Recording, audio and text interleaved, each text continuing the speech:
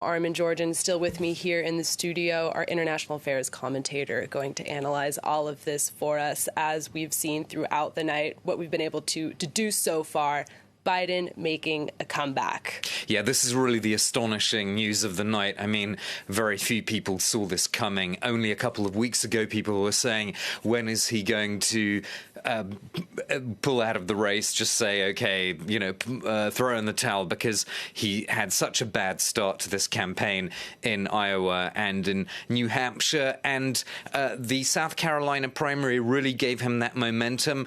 His campaign have sometimes called it Joe-mentum. And it's really pushing him forward in the South, particularly Alabama, North Carolina, but not only. If you take a state like Oklahoma, Claire, which he seems to have won fairly comfortably, that is a very heavily white voting state in terms of the Democratic primary.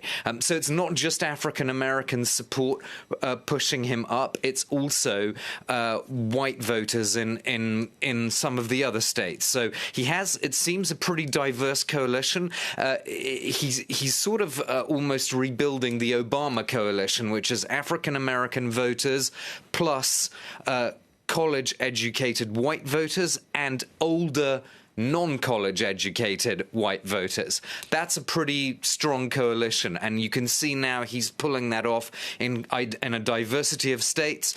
Bernie Sanders still very much has that Hispanic vote behind him, which is why his supporters are very hopeful still in Texas and California. But tonight, Bernie Sanders doesn't seem to have quite the broad coalition that Joe Biden now has. That is a pretty astonishing turnaround from, as I said, just a couple of weeks ago.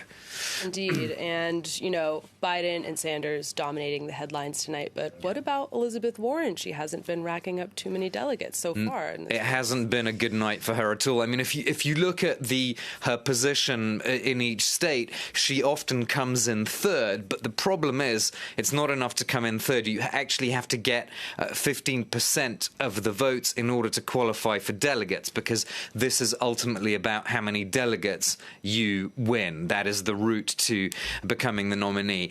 And so while she's coming third in many places, she's also often not reaching that 50% threshold, which is quite embarrassing or humiliating, particularly in her home state of Massachusetts. She's only third in that state.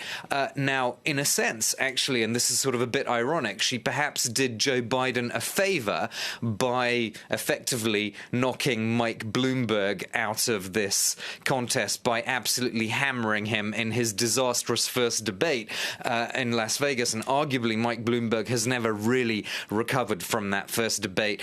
He has, of course, since then put in a huge amount of money into advertising in the Super Tuesday states. But we're seeing so far, Claire, that in terms of the delegate count, Mike Bloomberg is not coming out very well. I saw one meme on social media which says Mike Bloomberg equals American Samoa. So that U.S. U.S. territory which he's won, that is kind of going to be associated with him and Super Tuesday, because he's miles away from winning any actual state, and certainly none of the big states on Super Tuesday. Yeah, so his big bet of throwing $500 million at the race hasn't really paid off. It hasn't really paid off, and he's also not really damaging Joe Biden significantly, which was, a slight worry in the Biden campaign going into Super Tuesday, that somehow the centrist vote would be split between Biden and Bloomberg. That was a kind of bad scenario for the Biden campaign, but that doesn't really seem to be shaping up in that way. All right, Armen Georgian, our international affairs commentator, here with us in the studio. We will continue to analyze Super Tuesday results as they come in, so stay tuned to France 24 for more of that.